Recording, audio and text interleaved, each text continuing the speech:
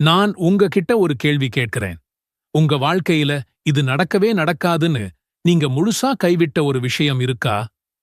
பல தடவை ட்ரை பண்ணி, இனிமே இதுல ஒரு இன்ச் கூட நகர முடியாதுன்னு விரக்தியோட உச்சத்துல இருக்கீங்களா? ஆனா, நான் சொல்றேன், ஒரே ஒரு கணத்துல வானத்தையும் பூமியையும் படைச்ச அந்த இறைவன் நினைச்சா, உங்க மொத்த வாழ்க்கையையும் தலைகீழா மாத்த முடியும். இத நீங்க நம்புறீங்களா? நம்ம வாழ்க்கையில இந்த மாதிரி தருணங்கள் கண்டிப்பா வரும். நாம நம்ம சின்ன அறிவை வச்சு சில விஷயங்கள இது இம்பாசிபிள்னு முடிவு பண்ணிடுவோம். ஆனா நம்மள படைச்ச அந்த அல்லாஹ் குன், அதாவது ஆகிவிடுன்னு ஒரே ஒரு வார்த்தை சொன்னா போதும், இந்த உலகமே அவனுக்கு கட்டுப்படும். அந்த மாபெரும் சக்தியோட உதவிய நாம எப்படி பெறப்போறோம்? நீங்க முடியாதுன்னு முத்திரை குத்தின விஷயத்த கூட சாத்தியமாக்கப் போற ஒரு துவாவப் பத்தி தான் இந்த வீடியோல நாம பார்க்கப் போறோம். ஒரு முறை யோசிச்சு பாருங்க. வருஷக்கணக்கா உங்கள துரத்துற கடன், தீரவே தீராத ஒரு நோய், கிடைக்கவே கிடைக்காத ஒரு வேலை, குழந்தை பாக்கியமில்லாத ஏக்கம், குடும்பத்துல தீர்க்கவே முடியாத பிரச்சனைகள். இந்த மாதிரி ஒரு பிரச்சனையில நீங்க மாட்டிட்டு இருக்கும்போது நம்மள விட்டு முதல்ல போறதே நம்பிக்கைதான். நம்ம மனசு கொஞ்சம் கொஞ்சமா இருட்டாயிடும். இந்த டைம்ல தான் ஷைத்தான் என்ட்ரி ஆவான். உங்க காதுல வந்து, பாத்தியா, எவ்வளவு தொழுதாய், எவ்வளவு துவா கேட்டாய், ஒன்னும் நடக்கலையே, அல்லாஹ் உன்னை கைவிட்டுட்டான்னு விஷத்தைக் கலப்பான். இந்த நேரத்துல நம்ம ஈமான் ஒரு பெரிய டெஸ்டுக்கு உள்ளாகும். நாம் அல்லாஹ் கிட்ட கேட்கிறதையே நிறுத்திடுவோம். கேட்டு என்ன ஆகப் போகுது, இது என் தலையெழுத்துன்னு ஒரு முடிவுக்கு வந்துடுவோம். கவனமா கேளுங்க. இந்த விரக்தியான நிலைமைதான் ரொம்பவே டேஞ்சரஸ். இது உங்களை அல்லாஹ் கிட்ட இருந்து பிரிச்சிடும். நம்ம முயற்சிகள் எல்லாம் வேஸ்ட், நம்ம பிரார்த்தனை எல்லாம் ரிஜெக்ட் ஆகிடுச்சுன்னு நினைக்கிறது ஒரு மனுஷனை மொத்தமா உடைச்சிடும். ஆனா ஒன்ன ஆழமா புரிஞ்சுக்கோங்க. அல்லாஹ் ஒரு கதவை மூடுனா 1000 வாசல்களை திறப்பான். நம்ம கண்ணுக்கே தெரியாத வழிகள்ல இருந்து உதவிகளை அனுப்புவான். அந்த உதவிய பெற ஒரு மாஸ்டர் கீ இருக்கு. அதுதான் நாம இப்ப பார்க்க போற இந்த துவா.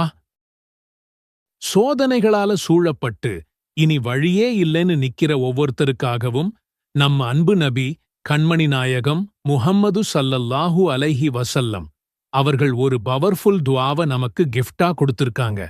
இது வெறும் வார்த்தைகள் கிடையாது. இது ஒரு கேம் சேஞ்சர். இது உங்க முழு நம்பிக்கையையும் முழு பலத்தையும் அல்லாஹ் ஒருவன் கிட்ட ஒப்படைக்கிறதா நீங்க கொடுக்கிற ஒரு உறுதிமொழி. இந்த துவாவ நீங்க வாயால சொல்லி மனசால நம்பும்போது மலை மாதிரி இருக்கிற உங்க கஷ்டம் பனி மாதிரி உருகி ஓடிப்போறத நீங்களே பார்ப்பீங்க. நடக்காதுன்னு சொன்ன விஷயங்கள் உங்க கண்ணு முன்னாடி நடக்கும். அந்த மகத்தான துவா என்ன தெரியுமா? ரொம்ப சிம்பிளான ஆனா பவர்ஃபுல்லான அர்த்தம் கொண்ட அந்த துவா இதுதான். அல்லாஹுல்லாஹு ரப்பி லா உஷ்ரிகு பிஹி ஷைஅ.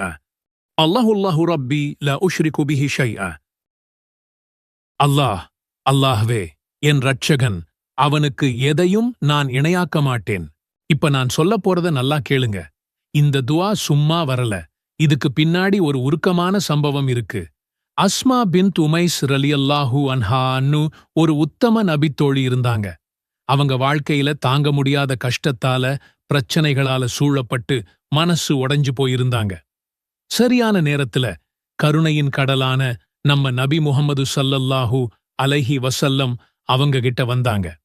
அவங்க வாடிப்போன முகத்தை பார்த்துட்டு, நான் உனக்கு ஒரு ஸ்பெஷல் துவாவ சொல்லிக் கொடுக்கட்டுமா? நீ கவலையா இருக்கும்போது இதச் சொல்லு என்று கூறி இந்த அற்புதமான துவாவை அவர்களுக்கு கற்றுக் கொடுத்தார்கள். யோசிச்சு பாருங்க.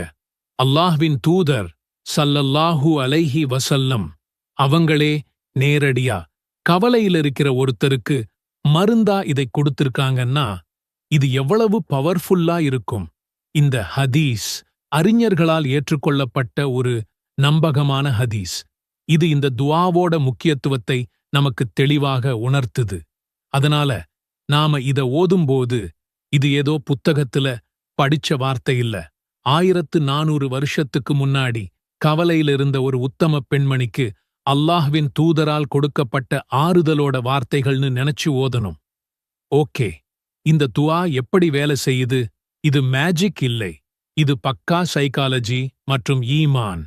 நீங்க ஒரு பிரச்சனையில மாட்டிட்டு இருக்கும்போது உங்க முழு சிந்தனையும் அந்த பிரச்சனைய சுத்தியே இருக்கும். இது எப்படி சரியாகும், இது எப்படி நடக்கும் உங்க மூளை அதுக்குள்ளேயே சிக்கித் தவிக்கும். ஆனா நீங்க முழு மனசோட இந்த துஆவை சொல்லும்போது ஒரு மிகப்பெரிய மாற்றம் நடக்குது.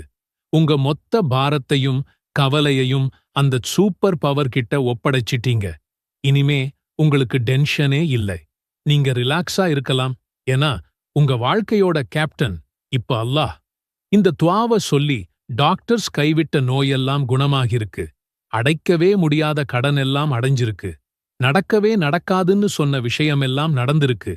ஏன்னா அவங்க தங்களோட பிரச்சனைய விட தங்களோட இறைவன் பெரியவன்னு முழுசா நம்புனாங்க. உங்களுக்கு கவலையா, பயமா, டென்ஷனா இருக்கா? உடனே சொல்லுங்க. ஒரு விஷயம் நடக்கணும்னு ஆசையா? அப்போ சொல்லுங்க. இன்னும் பெஸ்ட் ரிசல்ட் வேணுமா?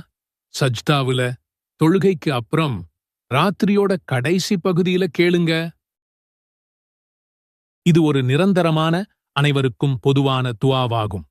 இருப்பினும் சில நேரங்களில் துஆக்கள் அதிகம் அங்கீகரிக்கப்படும் என்று நபி ஸல்லல்லாஹு அலைஹி வஸல்லம் அவர்கள் நமக்கு கற்றுத்தந்துள்ளார்கள். அந்த நேரங்களில் இந்த துஆவை ஓதுவது கூடுதல் நன்மை பயக்கும். தொழுகைக்குப் பின் ஒவ்வொரு பர்லு கட்டாய தொழுகைக்குப் பிறகும் துஆக்கள் அங்கீகரிக்கப்படும் வாய்ப்பு அதிகம். அப்போது இந்த துஆவை ஓதலாம். சுஜூதில் இருக்கும்போது, தொழுகையில் சஜ்தாவில் இருக்கும்போது நாம் அல்லாஹ்வுக்கு மிக நெருக்கமாக இருக்கிறோம். அந்த நேரத்தில் இந்த துஆவை ஓதுவது சிறந்தது. பாங்குக்கும் இகாமத்துக்கும் இடைப்பட்ட நேரம் துஆக்கள் அங்கீகரிக்கப்படும் நேரங்களில் ஒன்றாகும். இரவின் கடைசி பகுதி, அதாவது ஃபஜ்ரு தொழுகைக்கு முன் தஹஜ்ஜுத் நேரத்தில் அல்லாஹ் அடியார்களிடம் வந்து, என்னை அழைப்போர் யாரேனும் உண்டா, நான் பதிலளிக்கிறேன் என்று கேட்கும் நேரம். அப்போது இந்த துஆவை ஓதுவது மிகவும் சக்தி வாய்ந்தது. ஒரு முஸ்லிம் பயணத்தில் இருக்கும்போது அவன் கேட்கும் துஆ அங்கீகரிக்கப்படும். குறிப்பாக ஹஜ்ஜின் அரஃபா தினத்திலும் தவாஃபின் போதும் இந்த துஆவை அதிகம் ஓதுவார்கள். நோன்பு துறக்கும் நேரத்தில் நோன்பாளியின் துஆ அங்கீகரிக்கப்படும். ஆக இந்த சிறப்பான நேரங்களில் மட்டுமல்லாமல் உங்கள் மனதில் ஒரு தேவை ஏற்படும் போதும் அல்லது அல்லாஹ்வை நினைவு கூறும் போதும் இந்த துஆவை ஓதலாம். ஒரு துஆ அங்கீகரிக்கப்பட வெறும் வாய் வார்த்தை மட்டும் போதாது. சில முக்கிய அம்சங்களை நாம் கடைப்பிடிக்க வேண்டும். அல்லாஹ் நம் முன்னால் இருக்கிறான் என்ற உணர்வுடன் முழு மன ஒருமையுடன் துஆ கேட்க வேண்டும். வார்த்தைகளின் அர்த்தத்தை உள்வாங்கிக் கொண்டு ஓதுவது அவசியம். நான் கேட்டால் அல்லாஹ் நிச்சயமாக தருவான் என்ற உறுதியான நம்பிக்கை இருக்க வேண்டும். அல்லாஹும்ம ஸல்லி அலா முஹம்மதின் நபியில் உம்மி வஅலா ஆலிஹி வஸல்லிம் தஸ்லீமன். அல்லாஹ்வே, உம்மி நபியான முஹம்மத் ஸல்லல்லாஹு அலைஹி வஸல்லம் அவர்கள் மீதும் அவர் குடும்பத்தினர் மீதும் உனது அருளைப் பொழிவாயாக. அவர்களுக்கு முழுமையான சாந்தியையும் சமாதானத்தையும் வழங்குவாயாக.